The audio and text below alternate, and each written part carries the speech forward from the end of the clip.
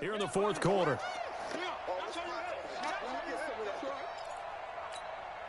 So the Titans in possession of the football here as we get you reset. And let's see what they've come up with offensively after having time to talk it over. The Vikings going to signal for the first of their timeouts. That'll leave them with 2 remaining. We'll be back after this. One of the bigger plays in the game thus far, and the crowd getting into it as we come up on a big third down.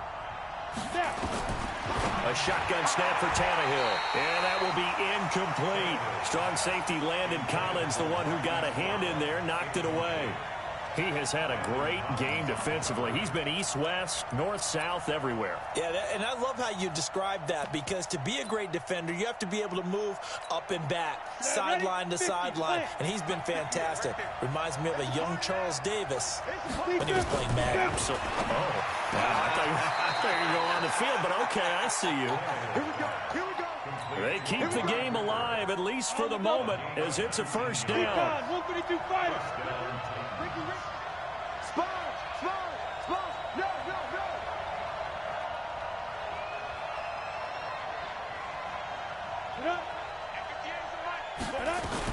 On first down, Peterson. And he couldn't quite get there. Tackled down at the 1. Now the Vikings will use the second of their timeouts. And they'll be disappointed to have to burn one there after giving up the first down. They come out here in the eye. And the question now, how do they want to work the clock here on first and goal? A field goal would give them the late lead.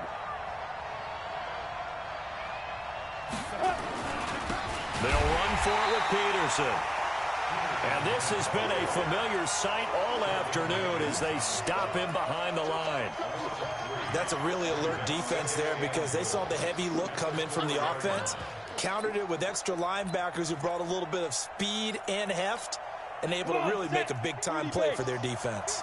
From back at the 4, here's second and goal. Here's Peterson. And he will take this one in for a Titans touchdown. Taking it in from 4 yards out. And the Titans are going to retake the lead. Wow, I know it's a never-say-never situation, but to me, that looks like that's the one that's going to finish them off. The score that puts them in front here late, but not. You got to rally your kick team, don't you, and say the last thing we need is a big return. And what happens is guys get overeager, get out of their lane because they're so excited they want to make the last tackle. You mess up, could come back at you a long way. This will be taken short. And a nice return sets him up pretty good here at the 30-yard line.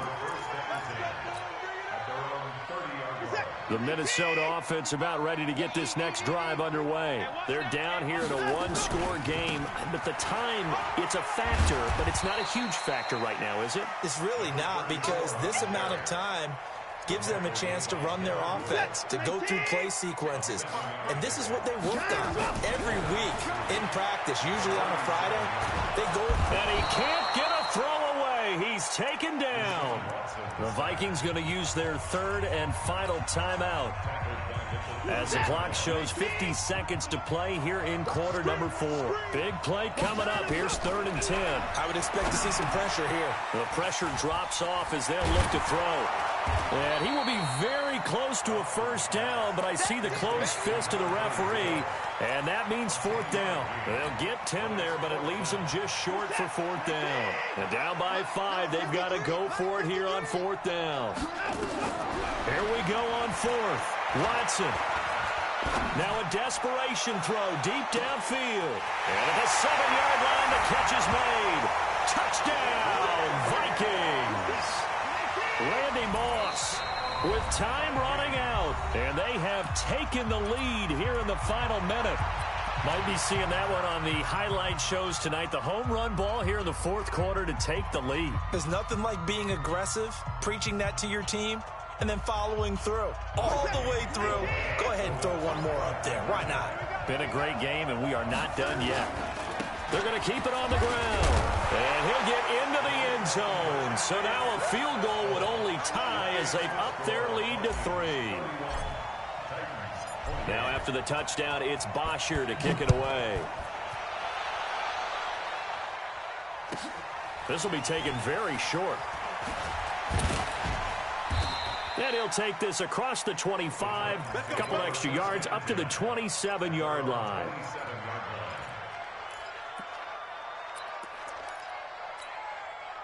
The Titans offense set to begin the drive. So you're right there, but obviously the clock is not your friend. How do you handle this situation? You're thinking 2 plays. One, to get yourself in position for the second one, whether you're able to get into field goal range or you have to... a crusher there as it's intercepted.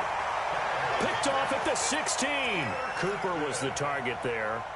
Here are the Vikings now to start their next drive. And still 2 timeouts defensively, but even if they choose to use those, 3 kneel downs should be enough to get out of here with a victory. And that's exactly what's being stated into the head coach's headset. Oftentimes they have a guy upstairs who monitors this at the end of the game. Little clock management 101. Here we go. They'll run again with Jackson. Uses the stiff arm. Give him 3 on the run there. Now they're looking at a 3rd and about 5.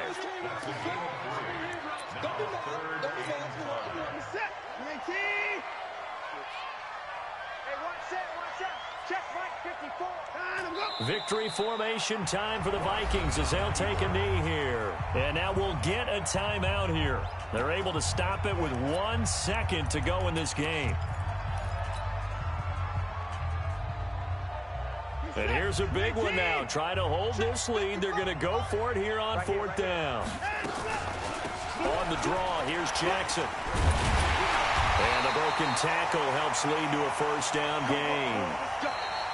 So the final seconds have ticked away in this Minnesota victory, and they were really helped by their defense, forcing 3 turnovers. I think what we saw in this one, today's defense. And what I mean by that is in the old days, pitching shutouts was big time.